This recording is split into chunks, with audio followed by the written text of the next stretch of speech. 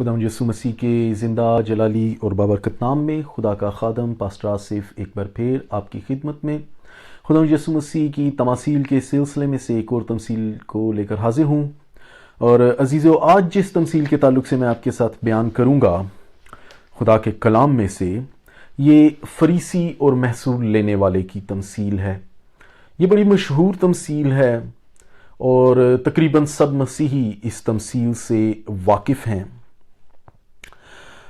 اس تمثیل کا حوالہ ہمیں لوکا طبیب کی معرفت لکھی گئی خوشخبری اس کے 18 باب میں ملتا ہے، اور یہ تمثیل بے انصاف قاضی اور اصرار کرنے والی بیوہ کی تمثیل کے فوراً بعد ہمیں ملتی ہے، جو لاسٹ ٹائم میں نے آپ کے ساتھ بیان کی تھی۔ اس تمثیل کو میں آپ کے سامنے پڑھوں گا۔ یہ 5 آیات ہیں، لوکا 18 باب کی 10 آیت سے 14 آیت تک۔ میں ان آیات کو آپ کے سامنے پڑھوں گا۔ خدا ان کے زندہ کلام میں لکھا ہے کہ 2 شخص ہیکل میں دعا کرنے گئے، ایک فریسی، دوسرا محصول لینے والا۔ فریسی کھڑا ہو کر اپنے جی میں یوں دعا کرنے لگا کہ اے خدا، میں تیرا شکر کرتا ہوں کہ باقی آدمیوں کی طرح ظالم، بے انصاف، زناکار یا اس محصول لینے والے کی مانند نہیں ہوں۔ میں ہفتہ میں 2 بار روزہ رکھتا اور اپنی ساری آمدنی پر دیکی دیتا ہوں۔ لیکن محصول لینے والے نے دور کھڑے ہو کر اتنا بھی نہ چاہا کہ آسمان کی طرف آنکھ اٹھائے، بلکہ چھاتی پیٹ پیٹ کر کہا، اے خدا، مجھ گنہگار پر رحم کر۔ میں تم سے کہتا ہوں کہ یہ شخص دوسرے کی نسبت راست باز ٹھہر کر اپنے گھر گیا، کیونکہ جو کوئی اپنے آپ کو بڑا بنائے گا وہ چھوٹا کیا جائے گا، اور جو اپنے آپ کو چھوٹا بنائے گا وہ بڑا کیا جائے گا۔ خدا ان کے زندہ کلام کے پڑھے اور سنے جانے پر اس کی خاص برکت ٹھہرے۔ عزیزو، اس تمثیل میں یسوع مسیح نے در حقیقت ان لوگوں کو مخاطب کیا ہے، ایسے لوگوں کے ساتھ یسوع مسیح کا یہ تمثیل ایک خطاب ہے جو اپنے آپ کو دوسروں کی نسبت زیادہ راست باز جانتے ہیں اور دوسرے لوگوں کو ناچیز جانتے ہیں۔ اور اسی بات کو یسوع مسیح نے اسی تمثیل سے پہلے 9ویں آیت میں دہرایا اور کہا ہے۔ اب 9ویں آیت میں کیا لکھا ہے؟ پھر اس نے بعض لوگوں سے جو اپنے پر بھروسہ رکھتے تھے، اپنے آپ کو راست باز جتاتے تھے اور اپنے آپ کے نیکی کے کاموں پر بھروسہ رکھتے تھے اور یہ سمجھتے تھے کہ خدا ان کے نیکی کے کاموں کے وسیلے سے انہیں قبول کرتا ہے، پھر اس نے بعض لوگوں سے جو اپنے پر بھروسہ رکھتے تھے کہ ہم راست باز ہیں اور باقی آدمیوں کو ناچیز جانتے تھے، یہ تمثیل کہی۔ اس تمثیل سے پہلے یسوع نے شاگردوں کو، جو ابھی تھوڑی دیر پہلے میں نے آپ کو بتایا یا پچھلی دفعہ میں نے آپ کے ساتھ تمثیل شیئر کی، دعائیہ زندگی کے بارے میں، ہمت نہ ہارنے کے بارے میں سکھایا، اور ساتھ ہی اس تمثیل کے وسیلے سے، اس لیے ہم یہ کہہ سکتے ہیں کہ پچھلی تمثیل اصرار کرنے والی بیوہ اور یہ تمثیل فریسی اور محصول لینے والا، یہ دونوں ایک دوسرے کے ساتھ کنیکٹ ہیں، کیونکہ پچھلی تمثیل میں یسوع مسیح نے دعا، مسلسل دعا اور ہمت نہ ہارنے کے تعلق سے بتایا، اور فوراً ہی اس تمثیل میں اس نے پھر یہ بھی بتایا کہ دعا در حقیقت کیسی ہونی چاہیے۔ جو دعا، ہم یہ نہ ہو کہ ہم ساری زندگی دعائیں اور مناجات کرتے رہیں اور بالآخر خدا کی حضوری سے خارج کر دیے جائیں۔ اس لیے حقیقی طور پہ پھر اس نے دعا کے معیار کو بھی بتایا۔ اس تمثیل میں سمجھنے اور غور کرنے والی بات جو ہے وہ دونوں کی 3 باتوں کو غور کرنے پر ہم آج سوچیں گے کہ دونوں نے، محصول لینے والے نے بھی اور فریسی نے بھی دعا تو کی، لیکن ان دونوں میں 3 باتیں مشترک تو تھیں، لیکن ان میں زمین و آسمان کا فرق تھا۔ تینوں نے دعا کی۔ پہلی بات ان میں مشترک تھی کہ وہ 2 طرح کے تھے وہ انسان، لیکن 2 طرح کے ڈیفرنٹ انسان تھے۔ پھر دوسری بات جو مشترک تھی، دعا۔ ان میں دعا، دونوں نے دعا کی، یہ بات ان میں مشترک تھی کہ وہ دونوں دعا کر رہے تھے، لیکن یہ دعائیں 2 طرح کی تھیں۔ ان دونوں دعاؤں میں زمین اور آسمان کا فرق تھا۔ फिर जो तीसरी बात इन दोनों में महसूल लेने वाले और फरीसी में मुश्तरक थी, ये थी कि उनकी दुआ के नताइज को भी यीशु मसीह ने बयान किया, लेकिन दोनों के नताइज जो थे, दोनों के रिजल्ट्स जो थे प्रेयर्स के, वो डिफरेंट थे। अब सबसे पहले हम देखते हैं कि दो तरह के इंसान, उनमें फर्क क्या था। थे तो वो इंसान, पहला फरीसी है जो हैकल में खास मुकाम रखता था। लोगों को पता है कि फरीसी जो है कलाम को जानते, दुआ रोजे में हर वक्त रहते और बड़े नुमाया थे वो लोगों में। और लोग जब ये लोग जो हैं ये खास तौर से हैकल में कुर्बानियां चढ़ाने और तालीम सुनने या देने, प्रस्तिश करने और दुआ करने, बार बार बड़े नुमाया इन सारे कामों में होते थे। और जितने लोग हैकल में जाते थे इबादत के लिए, प्रस्तिश करने के लिए, दुआएं करने के लिए या तालीम सुनने के लिए, वो सब फरीसियों को बड़ा नुमाया समझते और देखते थे और उनको बड़ा रास्तबाज समझते थे। और फरीसियों के लिए हैकल में जाना एक बड़ी आम बात थी, ये एक रोजमर्रा का उनका मामूल था। ये उनके लिए अगर कोई फरीसी खास तौर से हैकल में जा रहा है तो ये बड़ी आम बात समझी जाती थी, क्योंकि वो उनका किरदार ही ऐसा था। लिहाजा ये कोई बड़ी बात नहीं थी कि अगर एक फरीसी हैकल में जाकर उस वक्त दुआ कर रहा था। और यीशु मसीह ने यह तमसील जब कही कि एक फरीसी हैकल में दुआ करने गया, तो लोगों ने इसको इतनी तवज्जो नहीं दी होगी। उस माहौल के मुताबिक जितने इर्द गिर्द के लोग हैं उन्होंने नहीं इसको इतना खास समझा होगा, क्योंकि यह उनके लिए एक आम बात थी कि फरीसी तो जाते ही हैं। उनको तो अक्सर लोग दुआ और प्रस्तिश के औकात के बगैर भी, उनके अलावा भी, ऐसे औकात कार के अलावा भी लोग उनको हैकल में देखते थे। ये लोग अक्सर हैकल में बहुत सी खिदमतें कर रहे होते थे और फरीसियों को हैकल में देखना ये एक आम बात थी। लेकिन जब यीशु मसीह ने दूसरे शख्स का जिक्र किया तो खास तौर से किया ताकि लोग मुतवज्जे हो जाए। दूसरा शख्स महसूल लेने वाला था, जो था तो यहूदी, हैकल से उसका कनेक्शन तो था, लेकिन यहूदी होने के बावजूद वो उनके दुश्मनों के साथ काम करता था। यानी यहूदी जो रूहानी तौर पर और इलाकाई तौर पर और कल्चर के लिहाज से और सियासी तौर पर रोमी जो यहूदियों पर मुसल्लत थे, उनको अपना दुश्मन समझते थे। और ये जो महसूल लेने वाला था, ये दुश्मनों के लिए अपनी कौम से टैक्स कलेक्ट करता था, महसूल लेता था। और जब एक ऐसे शख्स का जिक्र किया गया जो दुश्मनों के लिए काम करता है और वो हैकल में, तब थोड़े लोग मुतवज्जे हुए कि इसका हैकल में क्या काम हो सकता है। यहूदी मुआशरे में महसूल लेने वालों को, जो खास तौर से रोमी हुकूमत के लिए काम करते थे, उनको एक तो बहुत निचले तबके के लोग समझा जाता था और यहूदी जो हैं उनसे नफरत करते थे। जब यीशु ने हैकल में फरीसी के साथ महसूल लेने वाले को मिलाया, उसका जिक्र किया, तो लोग पुरतजस्सस अंदाज से मुतवज्जे हुए इस तमसील की तरफ। और यही यीशु मसीह का तरीक़ाकार था तालीम देने का, कि वो लोगों को मुतवज्जे कर लेता था। और लोग समझते थे कि महसूल लेने वाले जो हैं, ये एक आम ख्याल था उस दौर में कि वो खुदा से और इबादत से दूर हैं। फरीसी की तो खुदा दुआ सुनेगा, उसे जवाब देगा, लेकिन महसूल लेने वाले की क्या खुदा सुनेगा? क्या उसकी दुआ का खुदा जवाब देगा? क्योंकि ये बात कलाम हमें बताता है कि खुदा गुनहगारों की नहीं सुनता, लेकिन उन गुनहगारों की जिनके दिल के ख्याल भी बुरे हैं, जिनके अंदर गुनाह बसा हुआ है और जिनकी दुआ भी नारास्ती की दुआ होती है, क्योंकि उनके अंदर ख्यालात कुछ और चल रहे होते हैं। लेकिन जो सच्ची दुआ है, हकीकी दुआ, खुदा दिल की दुआ को सुनता है। खुदा अपने लोगों के दिलों को जांचता और परखता है। अब यहां तो दो तरह के लोग थे, अब इनमें दो तरह की दुआएं थी। दूसरी बात जो हम देखते हैं कि पहली फरीसी की दुआ थी, उसका अंदाज लिखा है, फरीसी ने हैकल में जाकर खड़े होकर, वो सबसे पहले तो हैकल में बड़ा प्रोमिनेंट जगह पर सबसे आगे जाकर खड़ा होगा।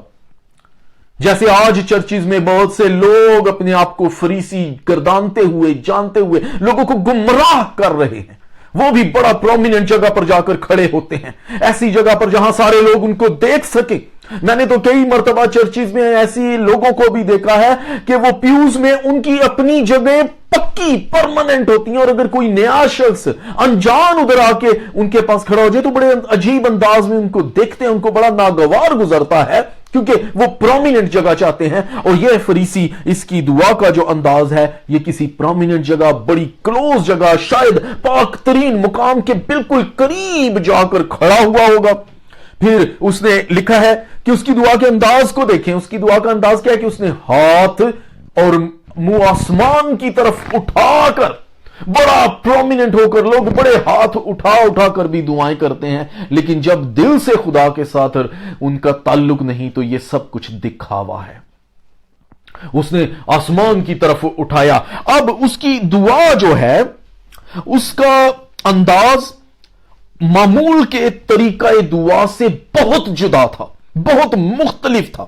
اس کی، ہم یوں کہہ سکتے ہیں کہ اس کی دعا کا انداز پرتکبر، غرور سے بھرا ہوا تھا۔ یہ تو نہیں یسوع مسیح نے بڑا واضح بتایا کہ وہ ہیکل میں کون سے مقام پر کھڑا تھا، مگر شاید وہ پاک ترین مقام کے قریب ترین کھڑا تھا، اور اس کی دعا یا درخواست کا انداز خدا کو مخاطب کرنے کا وہ الگ تھا، سب سے الگ تھا کہ وہ خدا کو مخاطب کیسے کر رہا ہے۔ در حقیقت اس کا انداز جو تھا وہ خدا کو نہیں، وہ خود کو مخاطب کر رہا تھا۔ اور یہ بھی بڑی غور طلب بات ہے کہ اس حوالے میں جو یونانی زبان میں، اصل متن میں جس میں کہ انجیل لکھی گئی ہے، یونانی زبان میں جو اس کا دعا کا انداز کہ یوں دعا کرنے لگا، یہ جو لفظ استعمال ہوا ہے، اس کے انگلش ترجمہ ہے کہ Pharisee standing by himself, praying thus by himself. He was not standing in front of God. He was standing by himself.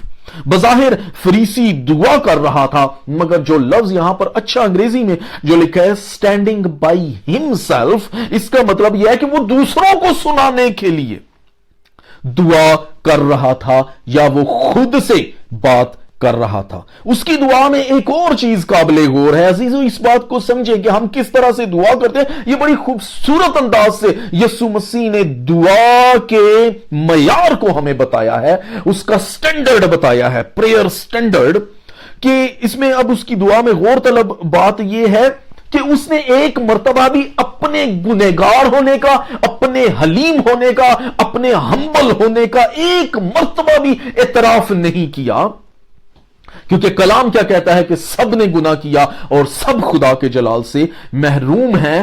اور نہ صرف اس نے کوئی اعتراف کیا بلکہ اس نے کوئی معافی بھی نہیں مانگی، لیکن الٹا برعکس اس کے کہ وہ ہمبل ہو، حلیم ہو، اس نے اپنے آپ کو خدا کی شریعت کے ابو ٹھہرایا۔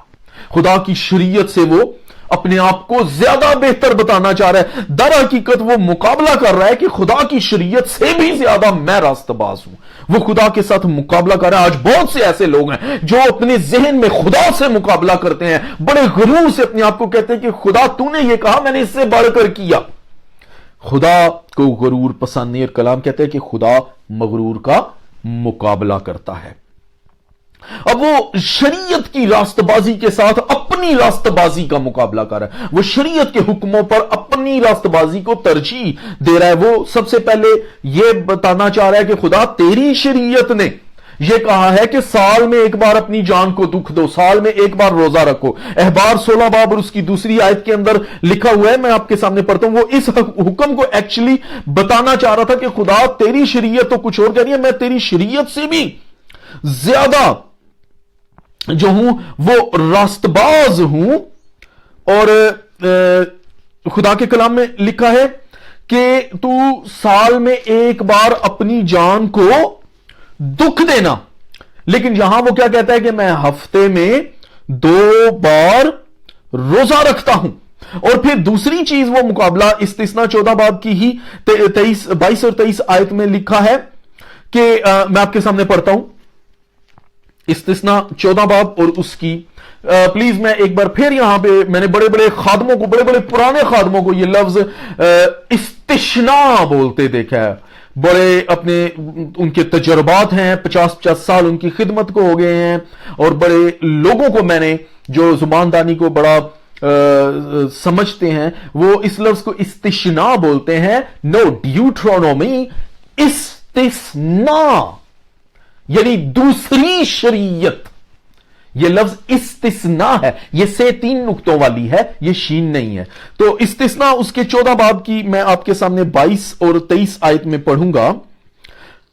लिखा है, तू अपने गल्ला में जो साल बसाल तेरे खेतों में पैदा हो दायकी देना, और तू खुदावंद अपने खुदा के हजूर उसी मुकाम में जिसे वो अपने नाम के मस्कन के लिए चुने, अपने गल्ला और मैं और तेल की दायकी को अपने गाय बैल और भेड़ बकरियों के पहलूठों को खाना, ताकि तू हमेशा खुदावंद अपने खुदा का खौफ माना करे।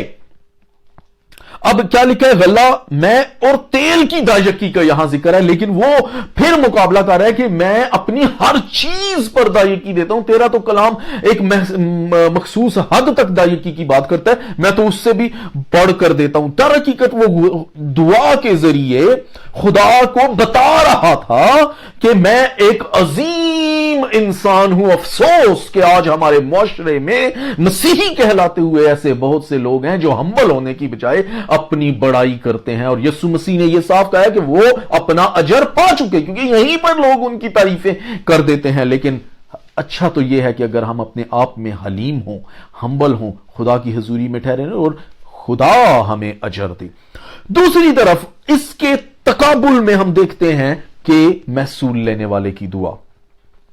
अब उसका अंदाज सबसे पहले देखते हैं कि वो भी दुआ में खड़ा तो हुआ है, लेकिन बहुत दूर। लिखा है, वो दूर खड़ा होकर, बड़ी दूर उसके अंदर उसको यह पता है कि यह सारी हैकल खुदा का घर है, इसके किसी ना किसी कोने में खुदा की हजूरी है, इसलिए मैं मैक्सिमम दूर खड़ा, क्योंकि मैं इस लायक नहीं। खुदा पाक खुदा है, वो इस कदर पाकीज़ा खुदा है कि हमारे सारे नेकी के काम भी उसकी निगाह में गंदी धज्जियों की मानिंद है। वो इस कदर पाक है कि गुनाह को देख ही नहीं सकता।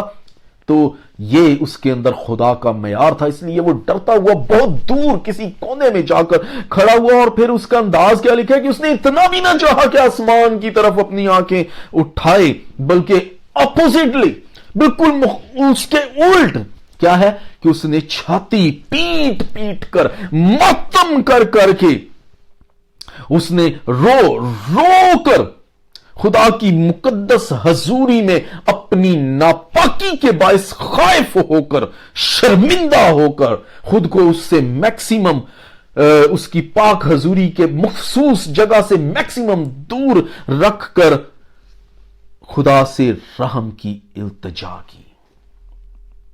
वो अपने आप को इस लायक भी नहीं समझता था कि मैं करीब ही हो सकूं, पाक किसी मैं पाकीज़ा चीज के भी करीब हो सकूं, हैकल में मौजूद उसके पाक मज़बा के करीब, क्योंकि उसकी हजूरी है। ये उसकी हलीमी का अंदाज था। अब उसकी दुआ और दरखास्त का अंदाज खुदा को जो मुखातिब करने का था वो रहम और इल्तिजा था, ना कि तकाबुल या मुकाबला बाजी था।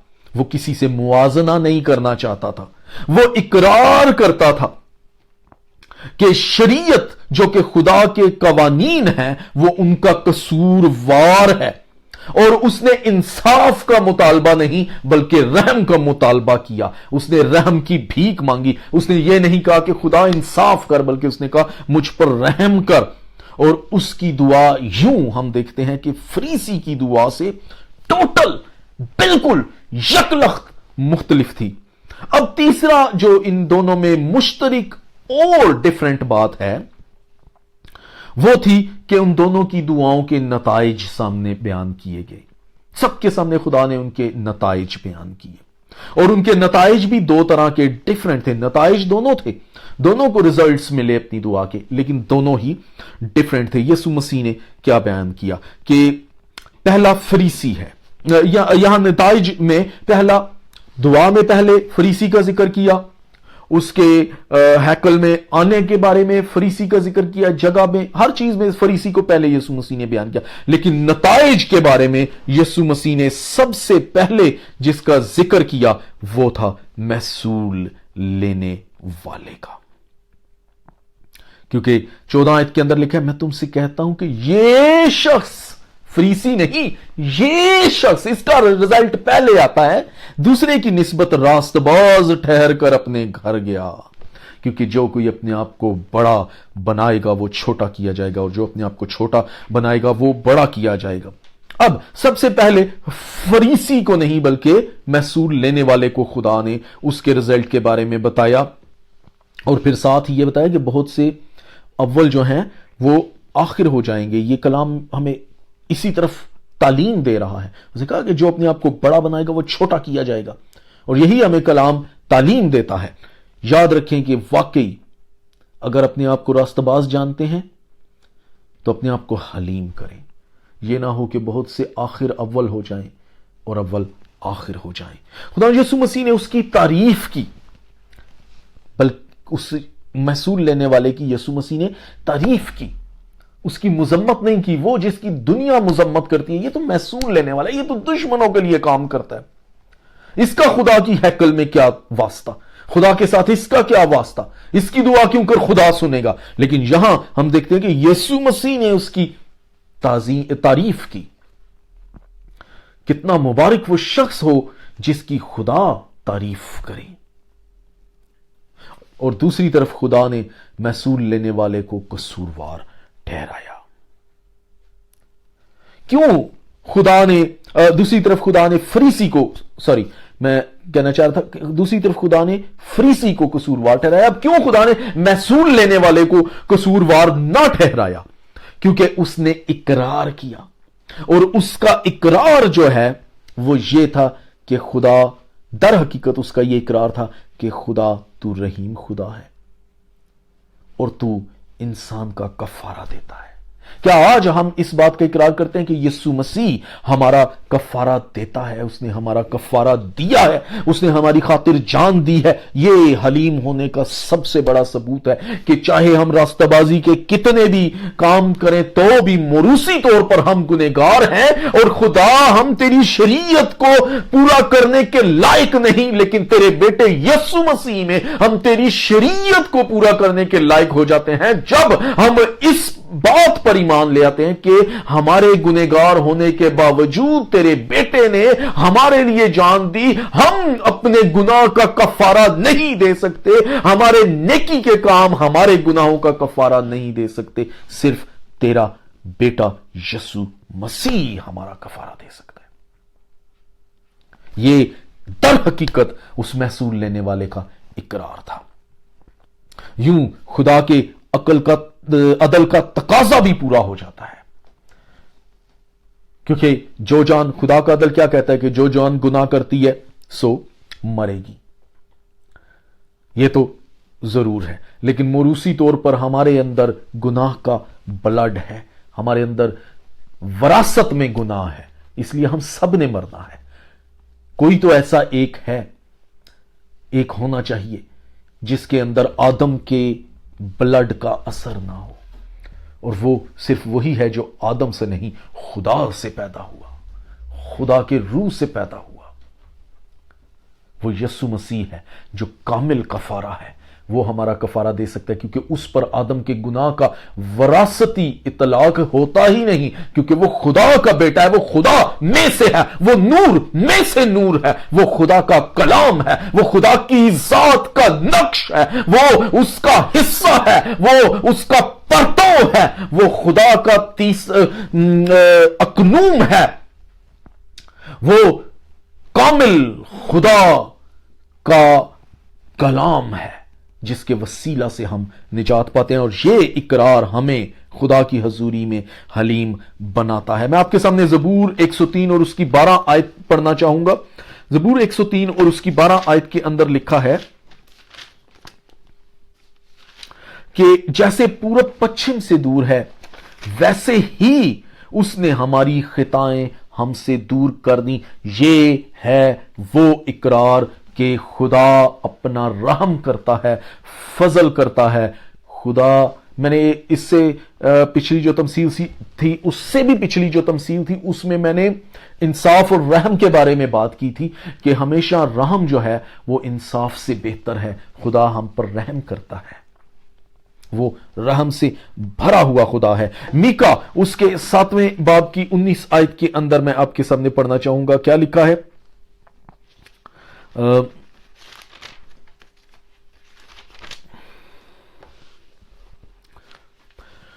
वो फिर हम पर रहम फरमाएगा, वही हमारी बद किरदारी को पायमाल करेगा और उनके सब गुनाह समुंदर की तह में डाल देगा, बशर्ते कि हम उसकी हजूरी में हम्बल हों, हलीम हों। जबकि दूसरी तरफ इसके अपोजिट महसूल लेने वाले के उल्ट अगर हम फरीसी की दुआ के नताइज को देखें तो फिर हम जानते हैं कि हमारी मेहनत, हमारी रियाजत, हमारे नेकी के काम, हमारा वक्त खुदा के लिए सर्फ करना, ये सब कुछ बेमैनी है जब हम खुदा के साथ तकाबुल करें। लिखा है, क्या लिखा है 14 आयत के अंदर जो हमने पढ़ा कि मैं तुमसे कहता हूं कि ये शख्स दूसरे की निस्बत रास्तबाज ठहर कर अपने घर गया महसूल लेने वाला। तो जो अपने घर से वो फरीसी इतना सामान करके, पता नहीं कितनी कुर्बानियां लेके, हदिये लेकर और बड़ी तैयारियां करके, अपना बिजनेस को बंद करके, बड़ा टाइम लगाकर, बड़ा ट्रैवल करके, खर्चा करके वो हैकल में आया, इतना सब कुछ वो सब रायगां गया। इससे बेहतर था कि वो अपने घर ही ठहरा रहता, इतना तरद्दुद ही ना करता। उसने इतना कुछ तरद्दुद किया लेकिन बेफायदा। उसका सारा सफर, उसका वक्त, उसकी मेहनत और रियाजत सब कुछ जाया हो गया और उसे अपने घर खाली लौटना पड़ा।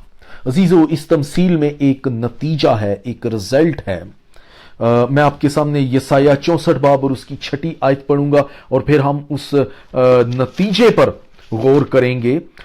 यसाया का सहीफा उसका 64 बाब और उसकी 6 आयत के अंदर लिखा है कि हम सब के सब ऐसे हैं जैसे नापाक चीज, और हमारी तमाम रास्तबाजी नापाक लिबास की मानिंद है।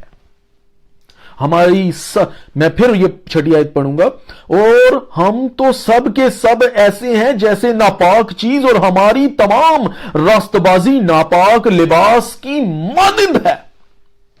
और इसी आयत का अगला हिस्सा लिखा है, और हम सब पत्ते की तरह कुमला जाते हैं और हमारी बदकिरदारी आंधी की मानिंद हमको उड़ा ले जाती है। ये खुदा का कलाम बता रहा है कि हमारी अपनी रास्तबाजी जो है वो हमें निजात नहीं दे सकती, बल्कि मसीह यस्सु के वसीले उसका फजल और हमारा गुनाहों का इकरार करना हमें खुदा के हजूर मकबूल ठहराता है। निजात खुदा का फजल है, ना कि हमारी काबिलियत या हमारी नेकी। निजात जो है नेकी के कामों पर मौकूफ नहीं है। ये तमसील खुद को फरेब देने वाली और हकीकत से दूर रहने वाली इंसानियत पर एक बड़ा तंज है। बहुत से लोग खुद को धोखा देते हैं, फरेब देते हैं, और यह तमसील हमें उसके बारे में बड़ा बड़ा वाज़े बताती है। हमारी दुआएं बहुत मर्तबा खुद को धोखा देने वाली होती हैं। हम खुद फरेबी का शिकार होते हैं, इसलिए कि वो रास्तबाजी की दुआएं नहीं होती। और यह तमसील बताती है कि रास्तबाजी की दुआ और खुद को फरेब देने वाली दुआ में क्या फर्क है और उनका असर क्या है, उनके नताइज भी फर्क हैं। खुदा पर भरोसा हमारी अपनी काबिलियत पर भरोसा करने से बेहतर है।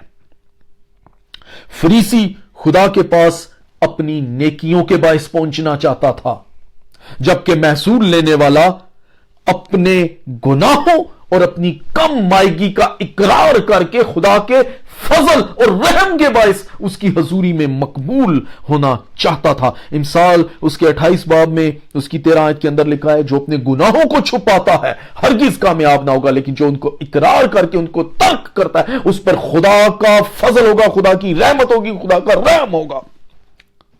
पहले यूहन्ना के खत में उसके पहले बाब की 9वीं आयत के अंदर लिखा है कि अगर हम अपने गुनाहों का इकरार करें, मैं ये आपके सामने पढ़ना चाहूंगा, पहला यूहन्ना का आम खत उसका पहला बाब और उसकी 9वीं आयत के अंदर लिखा है, अगर अपने गुनाहों का इकरार करें तो वो हमारे गुनाहों को माफ करने और हमें सारी नाराजगी से पाक करने में सच्चा और आदिल है। और यही काम महसूल लेने वाले ने किया, उसने अपने गुनाहों का इकरार किया, और जो अपने गुनाहों का इकरार नहीं करता वो खुदा के हजूर मकबूल नहीं ठहरता। अजीजों, ये तमसील हमें बड़ी खूबसूरती से दुआ के आला मेयार के बारे में बताती है, और दुआ का मेयार यही है कि हम अपने आप को हलीम करें और खुदा की हजूरी में अपने आप को पेश करें, तब हमारी सुनी जाएगी।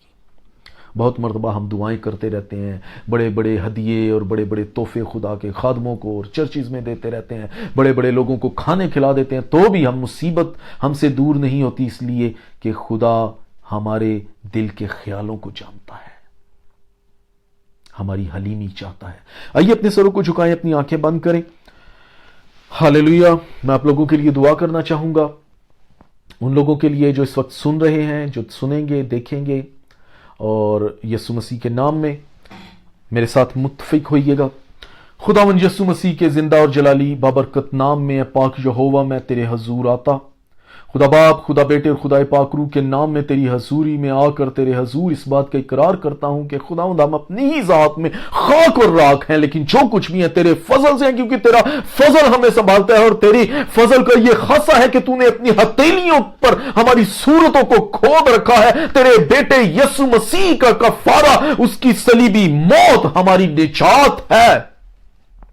खुदा तेरे बेटे यीशु के वसीला से हम निजात पाते और इस लायक बनते हैं कि तुझे अब्बा यानी बाप कह सकें। खुदावंद हमें अपनी हजूरी में बढ़ने का फजल दे, हलीमी सिखा ताकि हम जाने कि हम वाकई गुनहगार हैं और ये तेरा फजल है जिसने हमें खुदावंद निजात दी है।